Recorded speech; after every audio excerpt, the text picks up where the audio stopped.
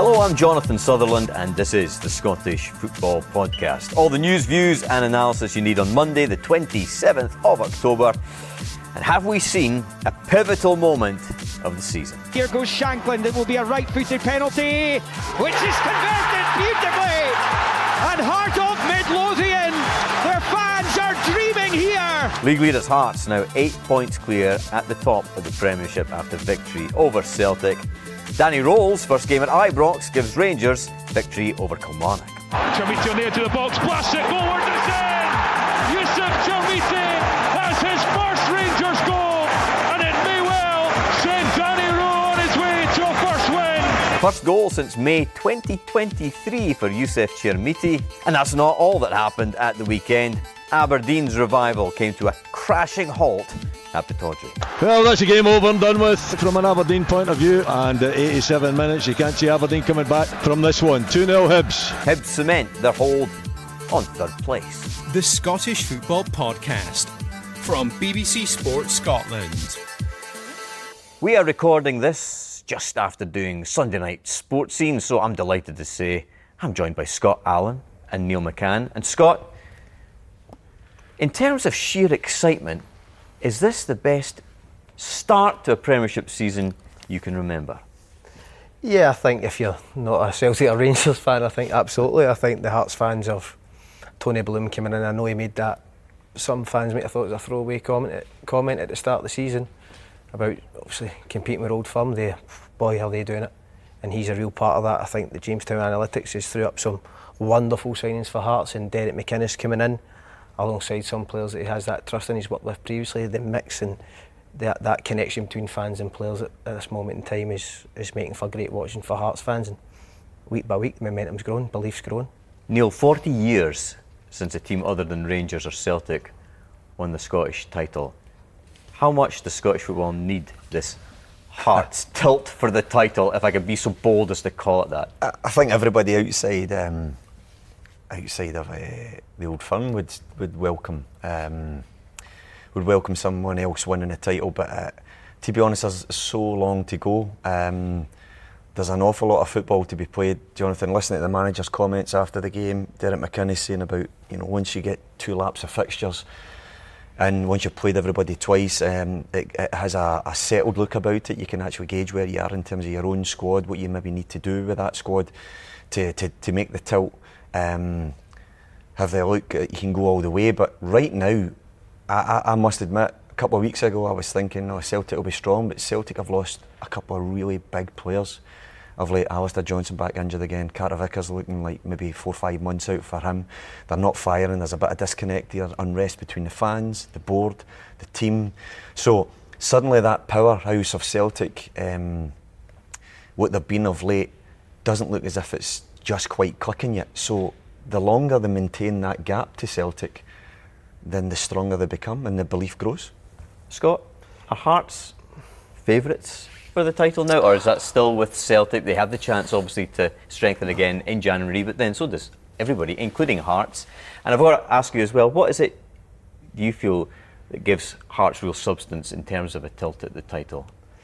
In terms of favourites, it's hard to sit here because you've seen that kind of dominance year on year domestically in our league, so I think they're in a fantastic position. Obviously that point gap they have between themselves and Celtic at this moment in time, and then you add that in terms of the gap between Rangers, it makes for very good reading if you're a Hearts fan. In terms of substance, I think both boxes would be the most important thing. I think in terms of metrics that I've seen throughout the last couple of weeks, whether that's from set pieces, from throw-ins, from goals scored in the last 15 minutes of games, Hearts are coming out on top. So Hearts aren't the top league by accident. Hearts are the best performing team consistently. They're probably the only team in the division who consistently picks the same team, and that is down to Derek McInnes and the recruitment that Hearts have put together. So no accident, and if they keep growing and that momentum as I spoke about, for me it's about getting to January. If they're in a good position, they will absolutely strengthen again. I think Tony Bloom being at the game and feeling that sense of optimism from the Hearts, and I think that helps actually being in that arena today. It's interesting as well, Scott, because actually they've no League Cup to worry about. They've no European football to deal with. Celtic are going to have to deal with those competitions very, very soon as well coming up. And we're talking about your injuries and things like that to key players. Their centre forward, they've not got a recognised proper centre forward. Unless Maeda goes up there, he was brilliant in that position last year, but this season he hasn't really featured around there. And he actually injured as well. So Celtic have got a lot of things to deal with. Never mind the 8 points at Hearts. So you're nudging towards a Hearts title. I can only throw it away. I can feel it. No, but see if you're being honest and you take away strips and what clubs have history, teams win leagues based on the collective. And Neil touches on there in terms of not having that many games. Celtic, if you took their strips off them and put them in a Hearts strip and they were second and they're playing that way, you're seeing absolutely no chance they're going to win the league. It's purely down to the history of the club and certain players being there previously where you still think they might claw it back. But Hearts are playing like a team that goes, they're playing like I say, both boxes. That sort of form wins you leagues. And I know it's over the course of a season, but I'm comparing it to what I'm seeing at this Celtic side at this moment in time, and both boxes really poor. So the point you make though, Scott, is good because history educates you that Celtic will eventually start firing and they will come good and they'll put pressure on. It's how Hearts deal with that pressure. The consistency of selection just now has been brilliant and Derek's been able to do that. As I said, no European football, he hasn't had the cup to deal with, although they'd probably have wanted that to continue. But the Hearts are going to have to deal with something completely different. And since George Burley's time, you know, when they were ahead and they were points ahead. And 20 years ago. Yeah, but this is completely... So is that the challenge for you? More so, forget the pressure that comes with being in the lead as the season goes on. So the belief will grow and the strength within the dressing room will go. And actually maybe a wee bit of intimidation at Tynecastle being like a fortress, but this team are coming and they're scoring goals freely, and as you said, they're defending well, clean sheets. But with the pressure of being at the top of the league, I still think Hearts will have a dip at some point. Maybe that consistency of selection maybe disappears for injuries or whatever, loss of form, and he maybe has to change it. Who are the guys that are sitting on the bench? Can they go and have the same impact? Because the spine of the team's so solid at the minute as well. When you look at that, Halkett's been brilliant. He's avoided injury, which has been a big part of that. Stuart Finlay, great signing. And then you've got Devlin working in there so well. You've got Braga just in, if he drops in behind Shankland. So all the things are there, all the ingredients are there right now. But as I said, Celtic have proven that they've had more quality in their squad and able to add more quality in the windows. And I think they'll throw a sink at it in January. I think they'll have to buy big in January to bolster that for the running. In terms of what Neil was talking there, if Hearts were to have a drop-off, somebody obviously picks up an injury, I think it's a lot easier coming in as a player who's not been playing to a team who's got a belief about them and they're top of the league. You switch to Celtic and you look at Celtic. What would it take for Celtic to start putting a real run of games together alongside performance? Because if we're going off Brendan Rodgers, one of his interviews, it's about how they play and the DNA of Celtic, and that's playing a certain way. In terms of going forward and in that area where you'd want them to create, there is no connection between any players. Here's the flip side of what we are talking about. About Hearts dealing with the pressure. Celtic have not been in this position. Yeah. How are they going to deal with chasing now? And it's not just chasing by a point or two and it can flip in one match. We're talking about 8 points. So that's a couple of games shift and then they need to take control of their own destiny. But of course it's still in their hands because of all the amount of games to play. But how are Celtic's players?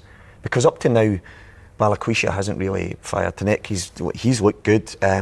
Shin today, Kenny up top, not quite looking like natural goal scorers, although you know it's tough on the boy Kenny, and Shin's just getting to know the culture. On the other side, I don't think they replaced Kuhn. So how are they going to deal with the pressure of having to chase with that expectancy of Celtic, who are just known to win? The fans are expecting we just come up and we win. So the team, that's a flip side to look at as well. The team, if you look at it from our perspective in terms of is the team functioning, at this moment in time it's not. Defensively they look open. Sure. They've got injuries to crucial players in that area of the park. You obviously yesterday with the right back. Yesterday being Sunday and yesterday being Sunday and I'm being clever because this is coming out Monday morning. Colby Donovan obviously come through academy. Dane Murray, not as young as Colby Donovan, and then you add into the fact Nygreen's playing the right, it's not his natural position. That is a weakness in a team from the outside. So in terms of creating chances, it's not functioning. And when they went 2-1 down, there was gaps all over the place. They were forcing passes. There was hands up, not what you'd expect from a Celtic team. Well, I was going to say, when Stephen Gerrard's Rangers won the title, it all fell apart really for Celtic that season. Is it too strong to say that what we're kind of seeing now is similar to that? There's a lack of synergy certainly right now, and obviously an underwhelming transfer window as far as most Celtic fans are concerned, and probably Brendan Rodgers as well. And well, this is Brendan Rodgers' biggest challenge of his Celtic career, no question for me. Yes, he's obviously made public in terms of not maybe being backed in the window or getting guys over the line who he felt would have strengthened the group, and rightly so, he can have that. But he's now knows what he's got to work with up until January anyway. It's up to him to find a system that works. Yes, there's been injuries, but Celtic still have guys worth millions of pounds on the bench, internationals littered throughout the squad. He has to find the best recipe and he get every last drop out of the players he has, and that's the challenge for him.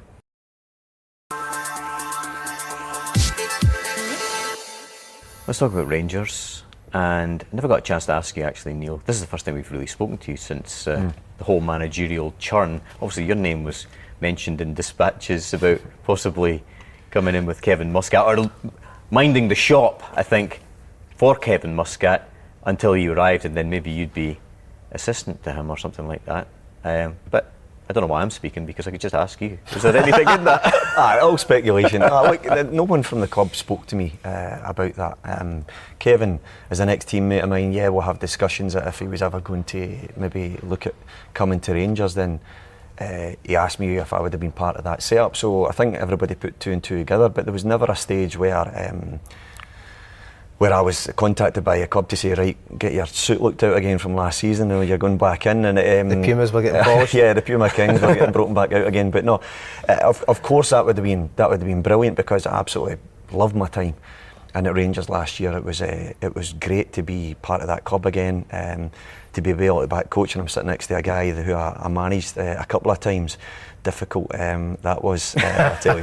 But no, but it was great, because I love being the side of the pitch. But it never got to the stage where it was absolutely solid or real. So you could never get carried away by it. Where they are right now with Danny Rohl and going in there and looking at how he's going to have to. We're talking about Brendan Rodgers' challenges with the Celtic team. Danny Rohl has got to find a formation that's going to suit that group of players. He's going to have to assess pretty quickly, and it's not really as if he's getting broken into the job easily. He's gone away to Bran, difficult evening, straight into a tough game today, back at Ibrox against Kilmarnock. He's bouncing back into Wednesday night against a really, really fierce, quick, aggressive Hibs side at Easter Road, and then semi-final, Roma. I mean, they just keep coming. So he's going to have to really think on his feet. He's going to need a lot of support around him. He's going to have to try and work out individuals very, very quickly on how he wants to play. You could just see wee glimpses yesterday the high press, and it's maybe no. People get the high press and new fads and low blocks and all that. The high press is just getting after it. And what it looks like to me is it's not like a set-up job like triggers. It's almost like closest man to the ball just goes, presses quick, aggressive. Next man up behind him, goes to the next man, shift across, and just really put teams under pressure. And then trust the process that actually we've got better players than the opposition. And if you're matching that intensity and you're getting the ball back quicker, then we put ourselves in better position to win football games. And they did that today. It was an interesting game from a goalkeeping point of view. Eddie Beach and Jack Butland had their moments, but less said about that. We've already covered that on Sports Scene. Scott, in terms of Rangers under Danny Rohl at Ibrox domestically, the thing that struck me actually was that there were far fewer chances against Rangers than we've seen recently from other teams. Kilmarnock, they got a goal. It was really down to that kind of goalkeeping blunder by Jack Butland. But apart from that, Rangers looked a lot more secure, I thought. Secure, and I think anyone obviously walking into that job, I think you would have to find solutions of why they were so vulnerable, and especially vulnerable when they were in possession of the football. I definitely think you fixed that today. Obviously, to free at the back, you had the numbers in the middle of the park, and obviously, as Neil's speaking about the distances, it allows you to, when you're closer together, whether you're on the ball and off the ball, if you get the passes 5 or 10 yards, you can suck guys out of positions, and that's what they've done with Kilmarnock. They moved them about. Then when they did give the ball away in a higher area, they counter-pressed 5 or 10 yards away to put pressure on the ball, and it doesn't allow Kilmarnock obviously to settle the ball, and it didn't, and it forced them into kicking long.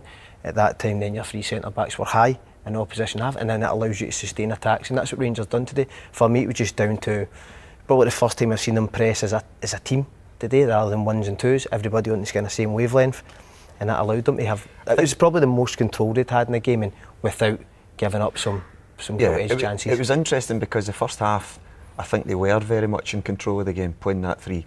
We played the three last year and it worked so well on the big games. Gives you a flexibility to have an aggressive nature in your game. To a team that wants to maybe build from the back, you can really press with three at the back because you're reasonably secure through the heart of your pitch. But what he did today was interesting because although he had the control, he probably didn't have the finishing aspect of what he's looking for, and that's something he needs to work on. He had Gassama on the right today, which is brave, and I like the fact that you can play a winger in one of the wing back positions because naturally it can just swing around to a forward very quickly and you can just spring him to become a winger. But what he did in the second half, and this is a wee bit about identification that I had zoned in right away after the game and said about he understands the table and how important a win was. Mm-hmm. He withdrew one of the strikers, he went with one striker up top and he played from underneath that one striker. So what he did is virtually just completely compacted the central area of the pitch and said, right, you're not going to play through us, you need to play over us. But with three centre backs, you're pretty solid with that. But within that structure of kind of try to really shore up the middle of the park, what you're trying to do then is he was trying to shift like 2 10s to get up beyond the striker. Asgard was going, Mikey Moore came on and was playing with Thrawn and then getting beyond. Raskin was springing, Wee Cameron was springing. But it was the identification thing, I need to win this game. And it doesn't matter how I do it today. Yes, we're still going to retain an element of attack through those midfielders with legs and energy, but we're going to be difficult to break through and we're going to try and keep it to where it is. Now, Jack Butland had to make a huge save at 2-1, so he got himself out of jail a wee bit when that mistake. But in terms of the central areas where we'd seen them being getting hurt, they were getting really hurt. And you said there, Scott, you were completely right. Rangers were very vulnerable under Russell and how he wanted to play because the way he wanted to play with the movement of the full-backs, they were vulnerable in possession because when the ball got turned over, they were virtually really high and 2 for 2 sometimes are wide open in the channels. So you could see he put a wee bit of thought into it, but that is completely a work in progress.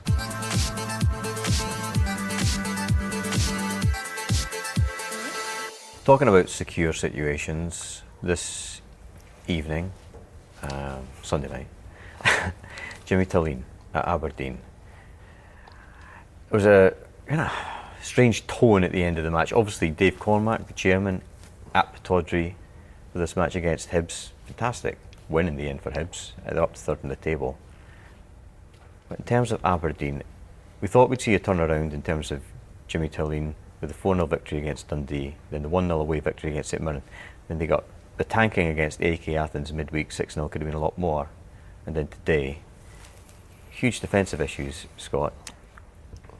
What do you think Dave Cormack is thinking right now in terms of Jimmy Tillene, which is always meant to have been a long-term project, but he would have seen for himself, Dave Cormack, the grumbles and groans from the fans as they left Pittodrie?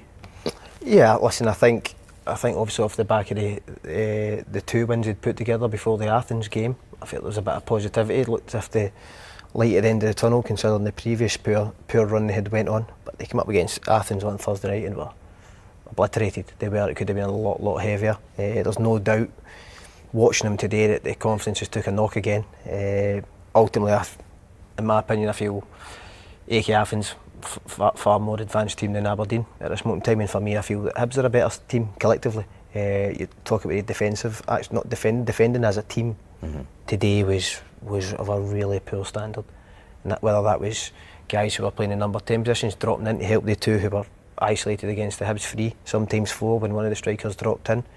The back 3 just looked so disjointed, decision making when to step in, when not to, and at not one point did any of the players in the park collectively make a decision to go, let's kind of drop back, sit off the game and maybe soak a bit of pressure up. They were constantly played through, and that there's ways to lose games of football. The Aberdeen fans knew what they watched today. I think defensively they would be really worried about how many chances to give away. Listen, 2-1 was kind to Aberdeen. It could have been a lot heavier. in terms of being able to be played through how passive they were, it was really disappointing and will be worrying for Aberdeen as a club. As a former manager yourself, Neil, how worried would you be for Jimmy Tilleen right now? Because I suppose a lot of people thought he kind of plugged the leak a little bit by changing the formation to go back to the cup final winning formation with 3 at the back, and it kind of worked, but now... It was 5 at the back that day. 5 at the back, yes, fair point.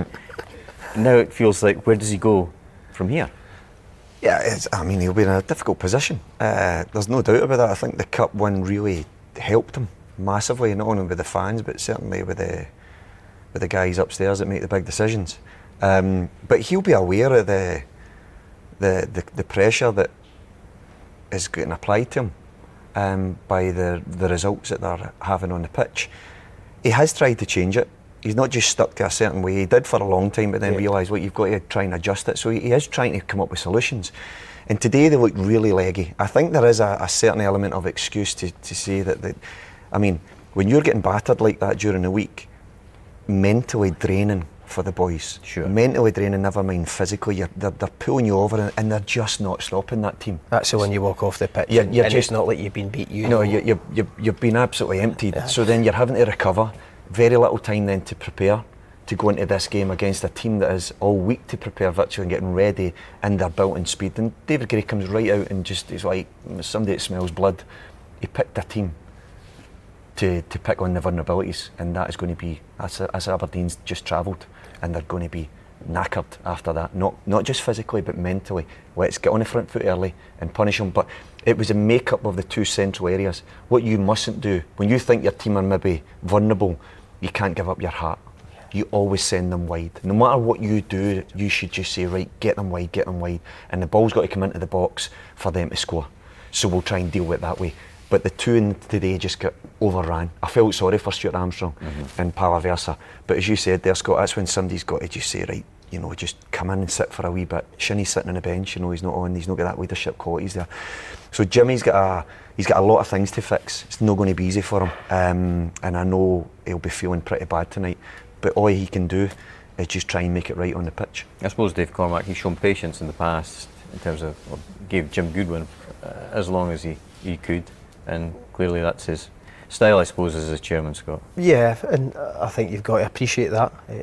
We see far too many times managers losing their jobs far too early, but I think he does have the credit in the bank, the fact that he delivered the Scottish Cup for Aberdeen. And that's still holding, is it?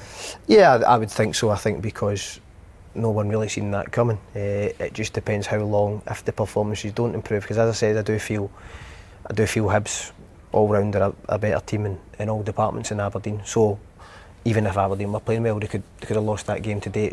It's now how they respond. I still think Aberdeen are a right good squad, Yeah.